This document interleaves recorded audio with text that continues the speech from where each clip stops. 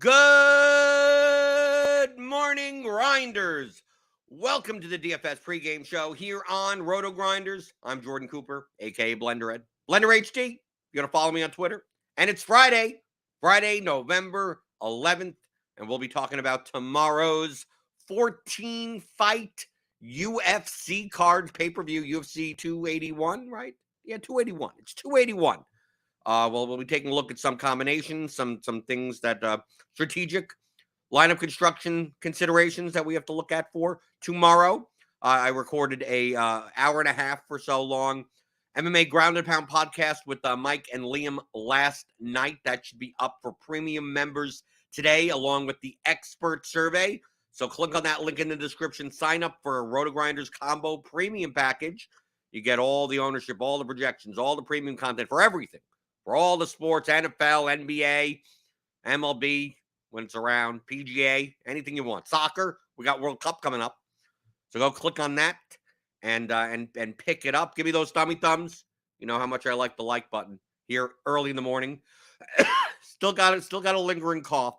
So this show maybe a little bit shorter than usual, just to go over the UFC slate. Good morning. Wataz came in obviously at 5:56 last night when the thumbnail went up and to say good morning, but he still came in at 10:40 to say it again. Good morning, DFIC. Daniel Hutchins, yes, Nerdy Tanner won 300,000 solo first place on the showdown slate yesterday for Thursday Night Football. What a game! What a game! What a game! Fucking horrible. Oh, yeah, you just build crappy showdown lineups and just hope for a garbage game. And there you go. You got it. We got a question. JDLR2, good morning, Blender. Will you please explain the difference in the RG lineup optimizer regarding build settings at 50% range of outcomes versus 50% range of outcomes with true range randomness? True range, I've explained this probably 87 times. So probably be a good idea to watch past podcasts. We also have a Discord that you could go into the Lineup HQ help channel, and they can answer that. Just want to highlight that it's no, we just put settings in and never explain anything. Range of outcomes. This is all randomness. So like the normal range of outcomes is linear. It's basically linear versus distributional. So if you don't have true range randomness on, and you set it for, let's say, 10%, right? I'm not going to run anything. What that means is that every time a lineup is built and run, every time a lineup, it builds one lineup, then builds two lineups, builds three lineups. It's going to take, let's say, like Jason Tatum is 50.07, right? It's going to take anywhere between 10% or whatever number you put in, 10% plus, 10% minus. That's linearly. So what's 10% of 50? 5 points. So if you put in 10%, it'll assign Tatum a median projection of anywhere from 45 to 55 every time it's run. So 49.86, 53.24, 46.18. It'll somewhere within 10% of that linearly, right? It just takes into account what the middle number is.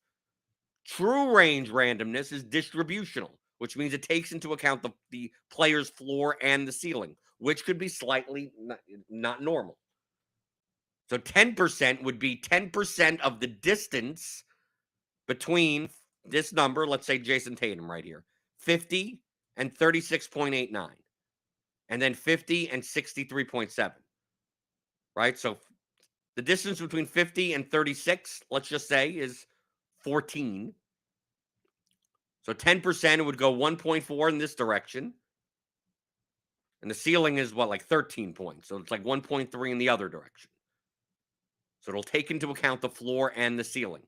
So you put in 100% randomness in true range, you're gonna get randomly somewhere projection somewhere between the floor and the ceiling, somewhere between 36.89 and 63.7. You do 50%, it's going to be the 50% of that distance. 10% would be 10% of that distance. If you do regular randomness, 100% would mean like it goes the whole, what's 100% of 50? 0. I mean, it would go from 0 to 100, right? Because it's just doing it linearly. It's not comparing it to any type of floor, ceiling, any type of one standard deviation range. So that's the difference. So if you go into build rules, if you click on true range randomness, it'll even show you, right? If you click the little information button, true range randomness limits the possible fantasy points selected by the builder at random to the player's true projected range of outcomes. At 100% randomness, the minimum fantasy points would be the player's first percentile outcome. Okay, so even past the floor and the ceiling. At 100% randomness, the maximum fantasy points is the 99th percentile outcome. Lowering the randomness will constrict the range to the center point with 10% randomness, setting allowing only a 10 percentile range from 45 to 55th percentile as example. Can only be used with fantasy points and when floor ceiling values are present. So there you go. Nice explanation right there. Just right there, right? All you have to do is like hover over the I buttons. It's kind of weird. Okay. Good morning to everyone else in the chat. Give me those thummy thumbs.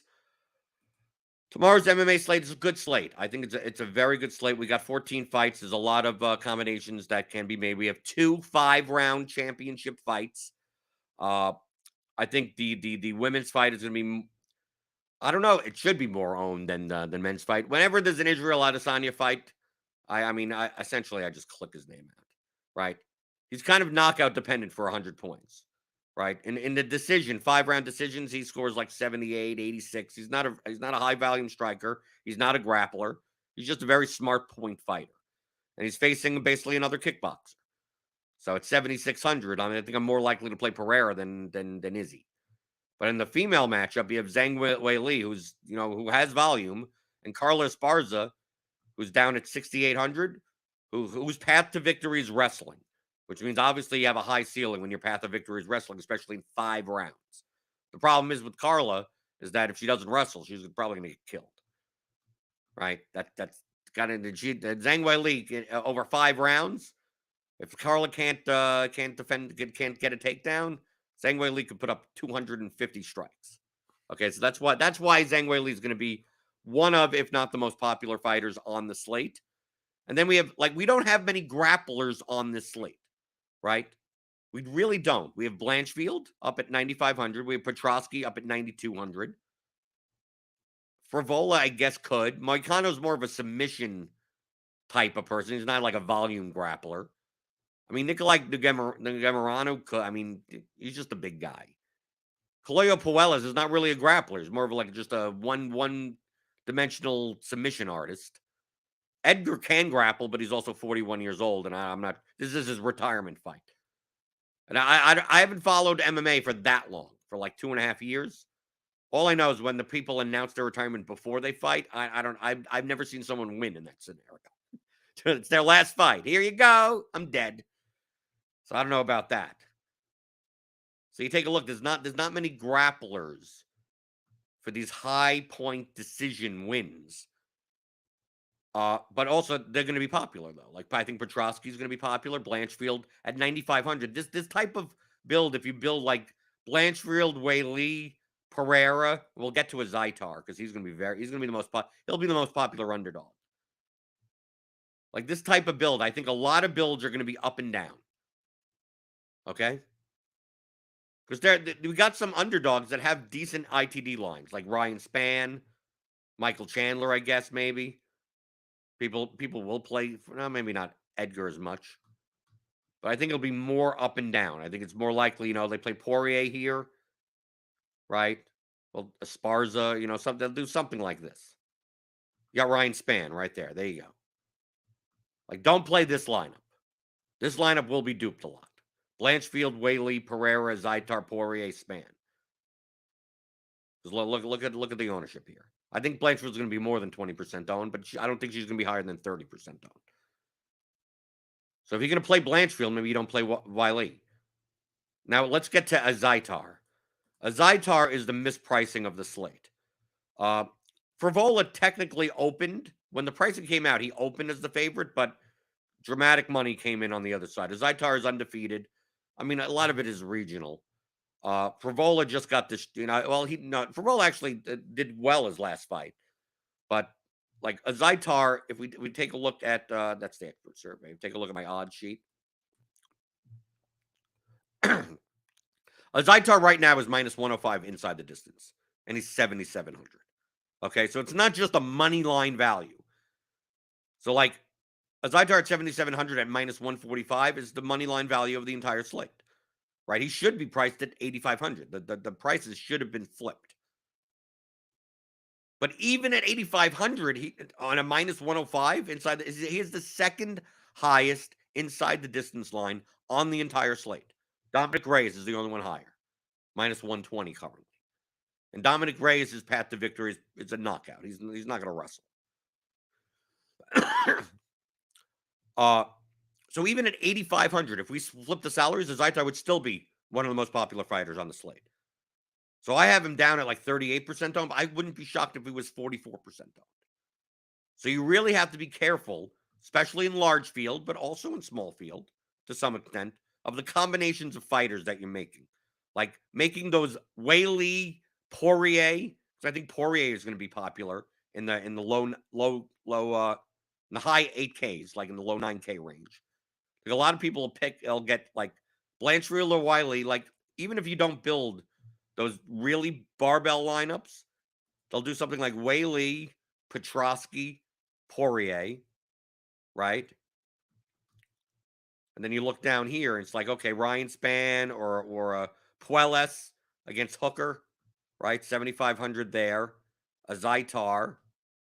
Then you got 7,300 left, and then you could play, I don't know, Frankie Edgar or something like that. Or if you don't play Weili, you go up to Blanchfield, and then you play Esparza in that last spot. Like, these are the constructions that are going to be used the most. Most lineups, just like on slates with 2 5-rounders, will contain 2 5-rounders. I don't think that's the best construction. I'm more likely to just play 1 5-rounder. And hot take on this slate, which I discussed in the Ground and Pound podcast, is that I think there's a good chance, a better than normal chance. I'm not saying it's the most probable, but better than normal chance that the optimal lineup contains no fighter from the 2 5-round fights. Because we take a look at how these fights can score. Obviously, Izzy fights are typically very low scoring. Played out on the outside, on the feet, subject, like the only way to score well pretty much is a early knockout. Yes, it's not the gap between the fighters isn't as big as a normal Izzy fight, where he's a 9K fighter, $9,200 fighter, and that's an easy X out. But still, it's a 14-fight card, so like, is 90 points going to be good for Izzy? I'm probably not even an 8,600. So it's like if Izzy wins, even in a late stoppage or in a decision, I don't think he makes the optimal.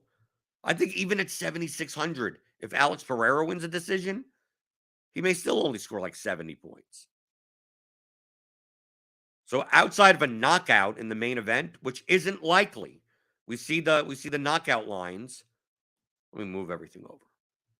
Izzy's plus 300 inside the distance and Pereira's plus 260. Like, not that good. Then we take a look at the other 5-round fight. We have Zhang Weili versus Carla Esparza. But remember, that fight is massive when it comes to a price difference. If Carla wins, Carla most likely doesn't win a decision. And even if she did win a decision, it's going to come through wrestling. So if Carla wins, she probably is going to be optimal at 6,800 with her path to win. The difference is that Zhang Weili, if this is a 48-47 decision because Esparza's had 2 rounds with Weili on her back, and Weili gets a decision even with like a ton of strikes, at 9,400, I think maybe she only scores 90 points. And on a 14-fight card when she's 9,400, I don't think that's optimal. Now, if she gets a finish in the first, 3 rounds, probably over 100. Same for Esparza. That's why I prefer the women's championship fight to the men's. But there are a lot of situations where Zhang wins, maybe a 4th round stoppage, and puts up 90. And just isn't optimal for that price at 9,400. she was cheaper, yeah, that's a different story. And then obviously Esparza winning, most likely optimal. Okay. And then in the Izzy Pereira fight, goes to decision, neither one are optimal. Like, it's quite possible that the large field GPP winning lineup contains no fighter from the 2 5-round fights. And I will be making lineups that look like that. Not all of my lineups, no. But I likely will not be making any lineups that contain 2 5-round fighters. Because those types of lineups typically go very, very overowned. And it just limits the amount of combinations you can make. Right? If we take a look at my sheet, we have Whaley at 48%, Adesanya at 30%, Pereira at 28 or 30%, Esparza at over 20%. Like, they just lead you to certain fighters. And then we have that Zaytar here at 38, 40%. Petrosky and Poirier over 30%. It just leads you to a lot of fighters. Like, very similar constructions.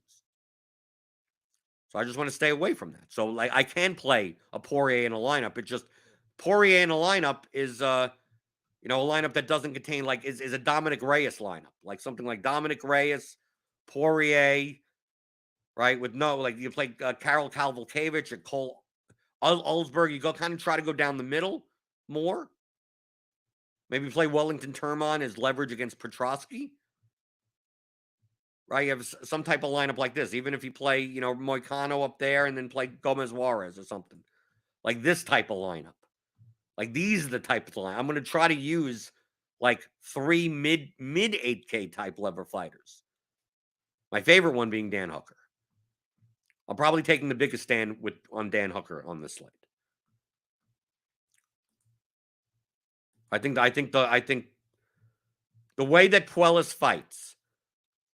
Puelas is very similar like what we had with Polyana Viana last week. Like, either they win in the first round or they're dead. Right?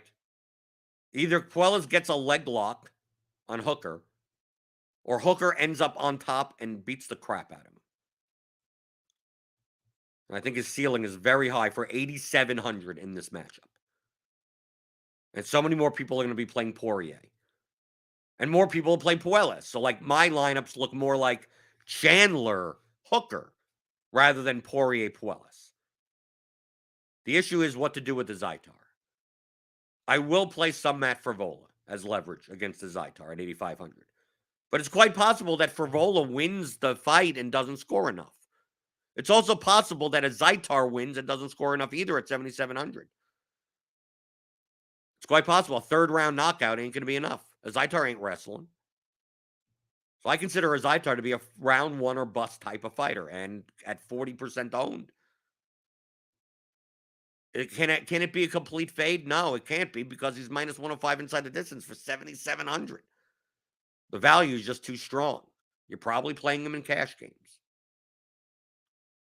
Just for the money line value. And really, the prices should be reversed. I'll answer any questions in the YouTube chat. Feel free to type them in.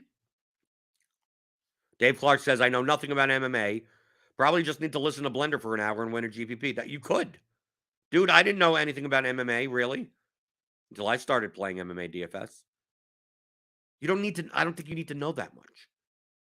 If you just went by the money line odds, the inside the distance line, the round one line, and the ownership, and maybe a median projection, just the average, weight out kind of like decision wins, I think you're fine. I don't think wouldn't have to know anything about any of these fighters. You could do it. I mean, if I just weighted everything this way and I got my rating over here, I could just do that. Obviously, it's not all filled out. This will change. The lines will change. But you can see, according to my model, it's not really a model, the guys that I will be under on are Montel Jackson, overowned. I have Israel Adesanya, overowned. I got Alex Pereira, overowned. I got Carlos Esparza, overowned.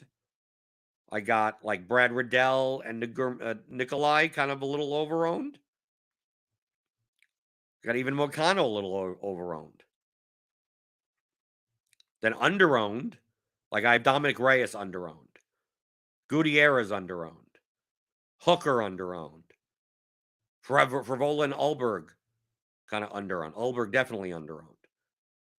Zaitar I technically have underowned at 38%. Technically. And I have Wellington Term on underowned at like 12%. So you're going to see lineups that look like that. Right? Those are the types of lineups that I'm going to have. I'm mentioning the people. Like when I play my six single entry 3-max type lineups, I got 2 entries because I got 2 tickets into the 555. I play one lineup in the 200, one lineup in the 100.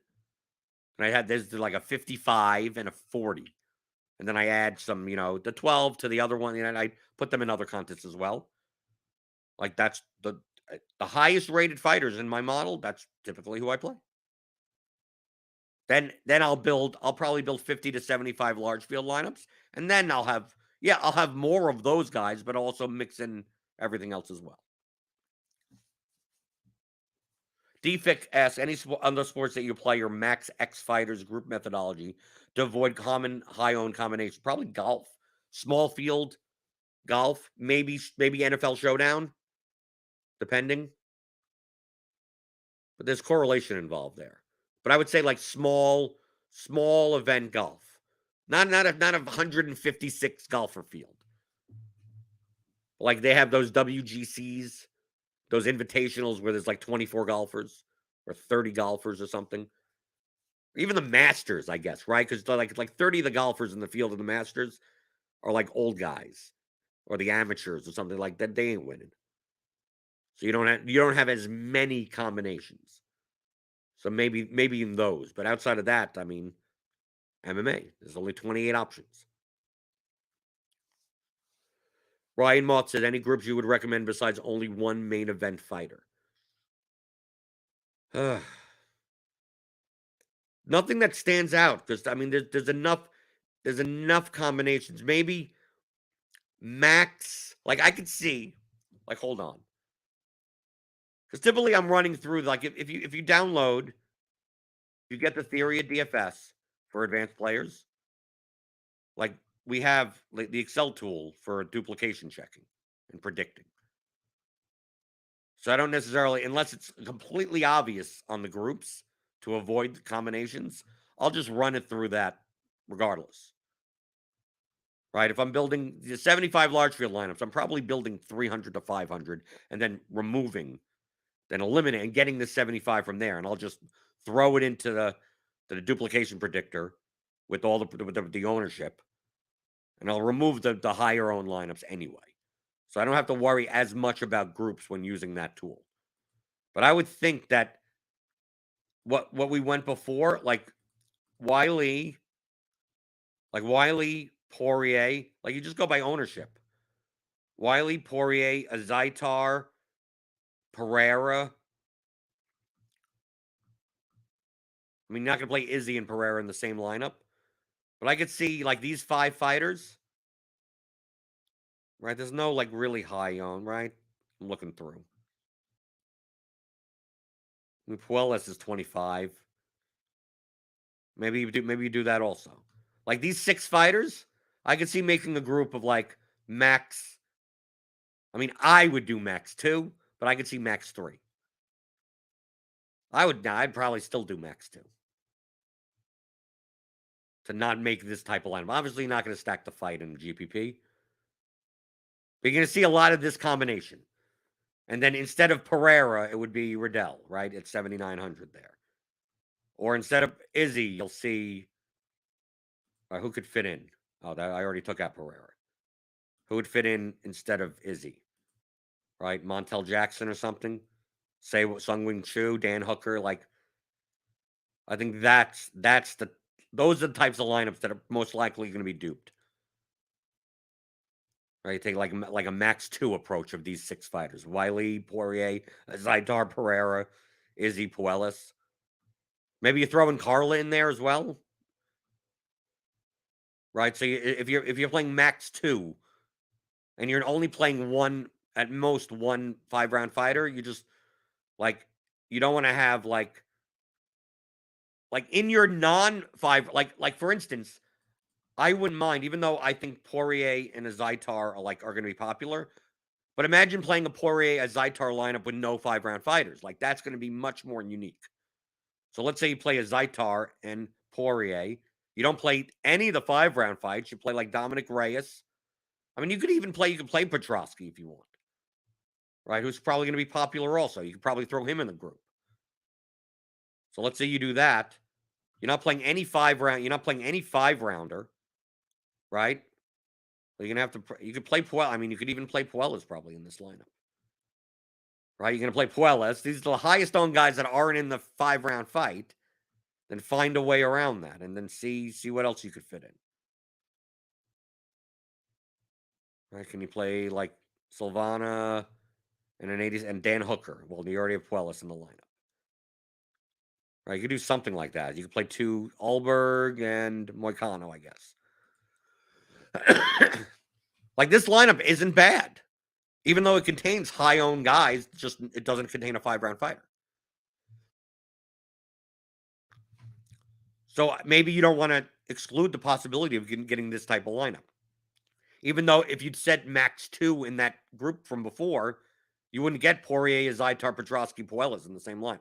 You get a max 2 of those guys.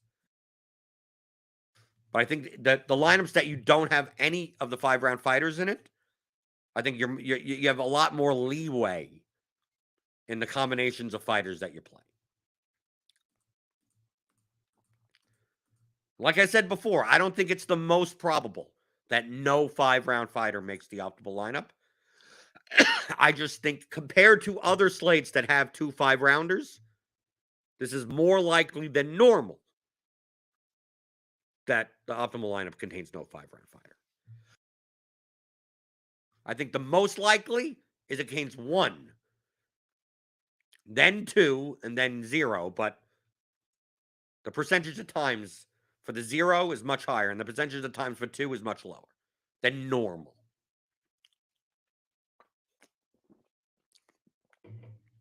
Dave Clark says, you mentioned the 5-round fights. How can I see how many rounds the fight is? Well, it won't show here. You just have to know that the 2 main events are Israel Adesanya versus Alex Pereira and Zhang Weili versus Carla Esparza.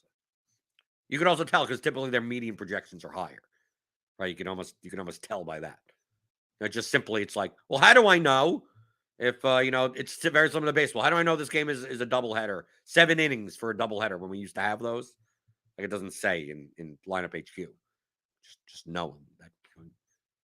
Right? You go to UFC schedule, right? And you go, oh, main event, co-main, and these are title fights. Even here, it doesn't even say 5 rounds. But yes, and any UFC main event is 5 rounds, and any title fight is 5 rounds. Every once in a while, there'll be some other fight, like Nate Diaz wants to fight 5 rounds, and they give it to him. But typically, on an Apex card, on a non-pay-per-view card, the main event is 5 rounds. Everything else is 3 rounds. Then on pay-per-views, we typically get a title fight. Title fights are always 5 rounds. So if there's 3, we have some pay-per-views where there are 3 title fights, which means there are 3 5-round fights.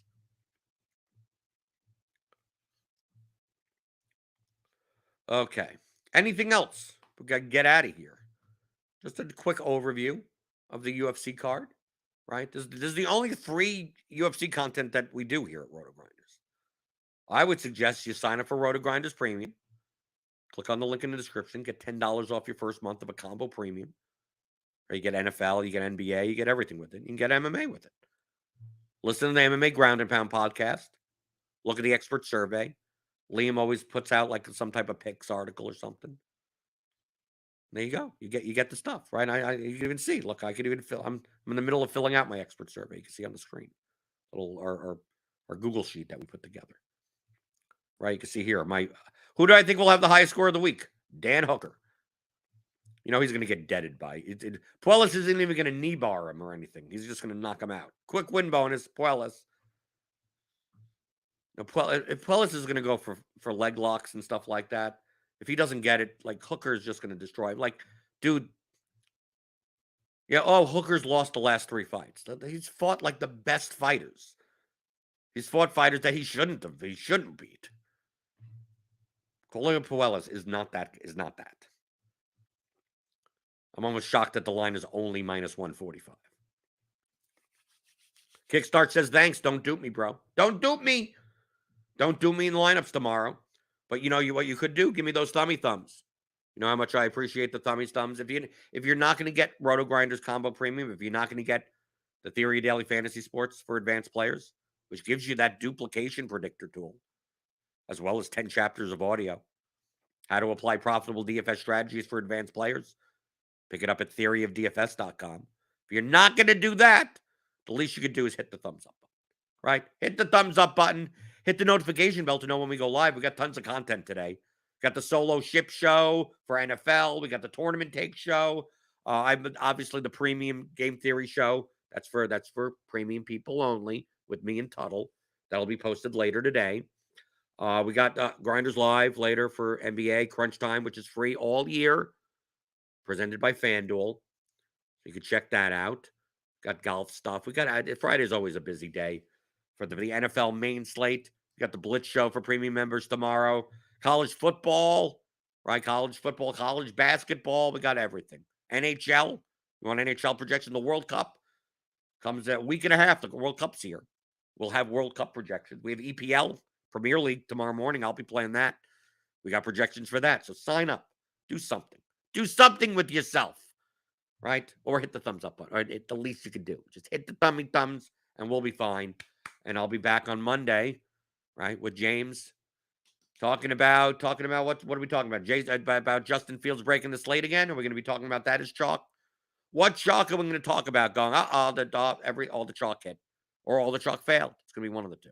But we'll be talking about that next week as I answer your DFS strategy questions, like I always try to do here. Monday through Friday, 11 o'clock Eastern, on the DFS pregame show on RotoGrinders.com.